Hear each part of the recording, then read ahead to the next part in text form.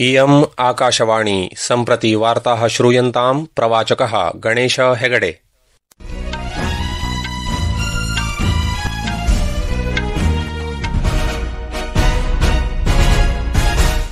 अथ वार्ताः।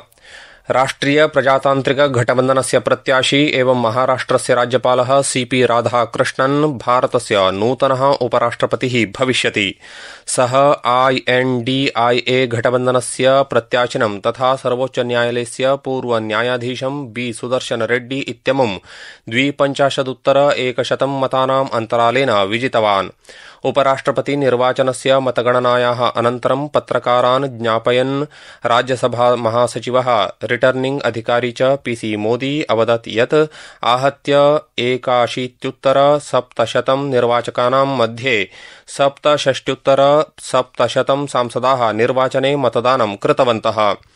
राष्ट्रपति द्रौपदी मुर्मुना सीपी राधाकृष्णन् वर्याय भारतस्य उपराष्ट्रपतित्वेन निर्वाचनार्थम् अभिनन्दनं कृतम्।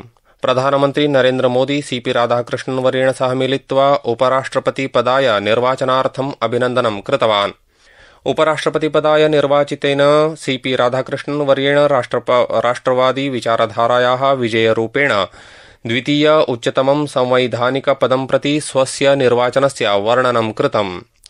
विजयानन्तरं प्रथमे सार्वजनिकभाषणे निर्वाचितः उपराष्ट्रपतिः सीपी राधाकृष्णन् अवदत् यत् विपक्षगठबन्धनेन उक्तमासीत् यत् इदं निर्वाचनं वैचारिकः युद्धः अस्ति, परन्तु मतदानानन्तरम् अवगन्तुं शक्यते यत् राष्ट्रवादी विचारधारा विजयी उद्भूता वर्तते।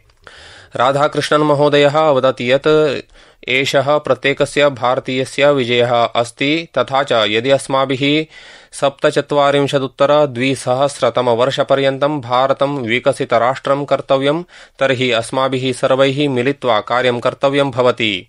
सः अवदत् यत् स्वस्य नूतनक्षमतायां सः राष्ट्रस्य विकासाय यथाशक्ति प्रयतते।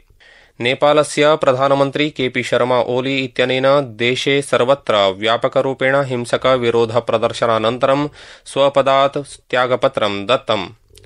ओली इत्यस्य पदत्यागं तदा अभवत् यदा शतशः प्रदर्शनकारिणः सर्वकारविरोधी घोषणानि उद्घोषयन्तः तस्य कार्यालयं प्रविष्टवन्तः। आन्दोलनकारिणः सोमवासरे विरोध आन्दोलनेषु सम्भूतमृत्योः उत्तरदायित्वस्य आग्रहं कुर्वन्ति स्म। अपरत्र नेपालस्य राष्ट्रपतिः रामचन्द्र पौडेलः प्रतिकूलस्थितेः शान्तिपूर्णसमाधानं सुनिश्चेतुम् आन्दोलनकारिणां नागरिकाणां तथा सर्वपक्षाणां सहकार्यं याचितवान् अस्ति। व्यापकहिंसायाः अनन्तरम् अशान्तिं नियन्त्रयितुं नेपालीसेनया अपि हस्तक्षेपः कृतः वर्तते। प्रधानमन्त्रिणा नरेन्द्र मोदिना नेपालदेशस्य घटनाक्रमेषु चर्चां कर्तुं सुरक्षामण्डल समितेः अध्यक्षता कृता। सोशल मीडिया सन्देशे प्रधानमन्त्रिणा उक्तं यत् नेपाले हिंसा हृदयविद्रावकम् अस्ति। नेपाले युवानां प्राणहानिविषये स्वस्य दुःखं प्रकटयन् प्रधानमन्त्री मोदी नेपालस्य स्थिरता, शान्तिः, समृद्धिः च सर्वाधिकमहत्त्वम् इति रेखाङ्कितवान्। मोदी महोदयः नेपालदेशस्य नागरिकेभ्यः अपि शान्तिसमर्थनार्थम् आह्वानं कृतवान्। केन्द्रीय वस्त्रोद्यम मन्त्रिणा गिरिराजसिंहेन उक्तं यत् भारतीयवस्त्रेषु आत्मनिर्भर भारतस्य दृष्टिः स्वदेशीयस्य कालातीतभावना च मूर्तरूपः भवति। श्रीसिंहः नवदिल्ल्यां वस्त्रपरिधानक्षेत्रस्य सूक्ष्म लघु मध्यम वस्त्रनिर्यातकैः सह परामर्शसभां सम्बोधयन्नासीत्। सरस आजीविका मेला इत्यस्य पञ्चमदिने ह्यः ग्रामीणविकासस्य केन्द्रीयमन्त्री शिवराजसिंह चौहाणः, दिल्ली मुख्यमन्त्री रेखा गुप्ता च राजधान्यां मेजर ध्यानचन्द क्रीडाङ्गणे प्रचाल्यमानां सरस आजीविकमेलाम् अवलोकितवन्तौ।